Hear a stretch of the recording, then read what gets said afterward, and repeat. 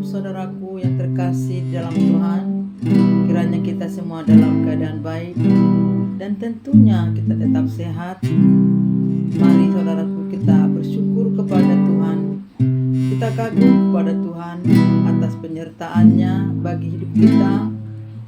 Karena saat ini kita masih diberikan anugerahnya.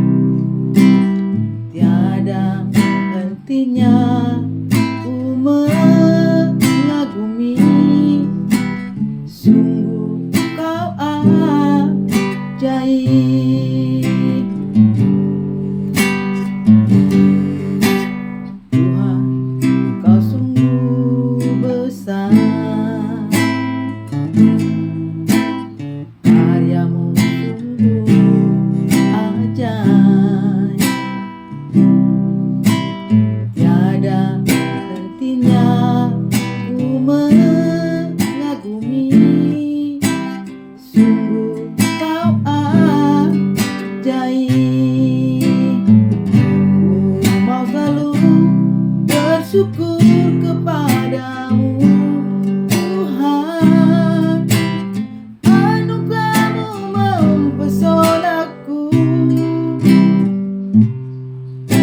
Selalu dan selalu kau angkat hatiku, kau membuatku berharga di matamu.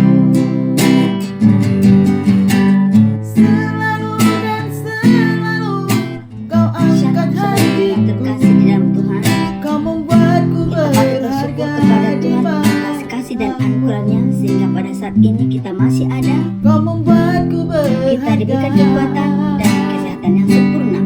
Oleh sebab itu terus-teruslah kita memperdengarkan firman Tuhan untuk menuntun kita agar kita dapat mengakhiri tahun 2024 ini dan tentunya kita diberikan penuntunan di tahun 2025.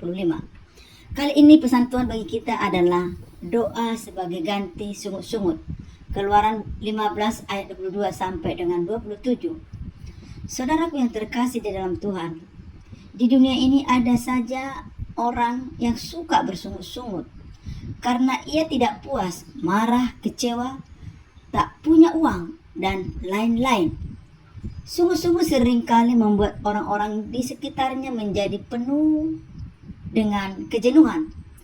Suasana menjadi keruh. Semua itu sangat tidak menyenangkan.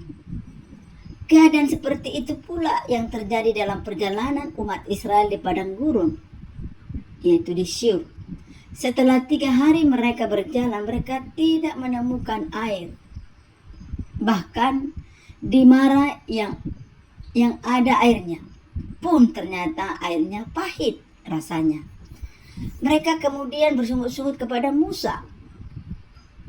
Menanggapi semua itu, Musa berseru kepada Tuhan, dan Tuhan memakai sepotong kayu untuk mengubah air itu menjadi manis. Untuk kesekian kalinya, Tuhan membuat mukjizat bagi umatnya. Ia bukan hanya menyelamatkan umat dari kejaran Firaun dan tentaranya di Laut Tebraun, tetapi ia juga memelihara umatnya dengan segala yang diperlukan. Hanya saja kedatangan yang lain menguji apakah umat mau bersungguh-sungguh mendengarkan suaranya dan melakukan apa yang benar di matanya. Saat ini kita bersyukur karena diingatkan tentang kebiasaan buruk yang mudah kita lakukan. Bersungut-sungut alih-alih mengubah penyebab masalah. Sungut-sungut justru membuat suasana menjadi makin tidak menyenangkan. Sebab ketika tidak ada satu orang yang bersungut-sungut, rasa tak puas itu akan menular kepada yang lain dan memunculkan respon negatif dari pihak yang menjadikan sarana sungut-sungut. Bersyukurlah karena kita diajar untuk tidak membalas sungut-sungut seperti yang Musa lakukan. Alih-alih marah, ia memilih untuk berdoa kepada Allah dan akhirnya Allah menolong dengan memberikan apa yang dibutuhkan umat. Dari kisah ini kita belajar dua hal. Pertama, mari kita berhenti kebiasaan bersungut-sungut. Karena kebiasaan itu tidak akan mengubah apa yang disungut-sungutkan. Pribadi yang bisa mengubah segala hal yang hanyalah Tuhan. Yang kedua, tangkapilah orang yang bersungut-sungut dengan seruan memohon pertolongan kepada Tuhan. Berdoalah sebagai ganti sungut-sungut dan hal-hal negatif lainnya. Saudaraku yang terkasih dalam Tuhan, sudah kita memperdengarkan pesan firman Tuhan ini, ya, yang bertemakan doa sebagai ganti sungut-sungut. Memang sungut-sungut ini menjadi suatu kebiasaan dan menjadi kebudayaan banyak orang.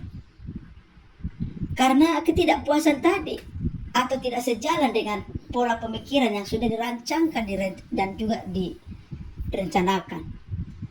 Terlalu gampang kita bersungut-sungut apabila kita melihat sesuatu kejadian itu tidak sesuai dengan pikiran kita, memang langsung meledak-meletup sungut-sungut kita. Seketika itu kita bersungut-sungut, bahkan ada kata-kata yang negatif kepada orang atau di sekeliling kita lontarkan dan kita ada rasa kepuasan. Memang itu di luar kontrol kita manusia, tetapi mari kita kembali langsung sadar. Kembali kita normalkan tensi kita untuk meredakan emosi supaya kita tidak lebih leluasa untuk bersungut-sungut. Memang ini tidak gampang. Terkadang kita lepas kontrol ketika kita meluapkan sungut-sungut kita, terasa ada kepuasan di dalam jiwa, tapi itu adalah satu kekonyolan sebenarnya. Oleh sebab itu kita diingatkan oleh firman Tuhan ini, mari kita senantiasa berdoa untuk meredahkan rasa sungut-sungut, karena itu dampak dari emosi yang tidak terkontrol. Saudaraku yang terkasih di dalam Tuhan, hanya oleh kuasa Tuhanlah yang bisa meredamkan akan emosi kita sehingga tidak bersungut-sungut. Oleh sebab itu saya tekankan kepada kita semua, siapapun yang mendengarkan pesan firman Tuhan ini, hanya Roh Kudus yang mampu memberikan ketenangan. Maka ketika kita diperhadapkan dengan situasi yang sulit, mari tetap kita tenang dan berdoa supaya kita tidak terlalu lancang untuk bersungut-sungut menyalahkan keadaan yang ada. Saudaraku yang terkasih dalam Tuhan, marilah kita penuh kesadaran menyerahkan seluruhnya hidup kita kepada Tuhan, karena Dia pemilik kita, karena Dia yang menguasai hati dan pikiran kita, supaya senantiasa damai sejahtera itu bertata di hati dan pikiran kita. Sebagai kita manusia tidak mampu mengkontrolnya. Oleh sebab itu mari kita serahkan hidup kita sepenuhnya ke dalam tangan pengasihan Tuhan, karena Dialah yang berdaulat bertata di hati dan pikiran kita. Kiranya pesan firman Tuhan ini menguatkan kita, mengubahkan paradigma kita, supaya tetap kita rendah hati di hadapan Tuhan, supaya kita berjalan sesuai dengan kehendak Tuhan di dalam kehidupan kita.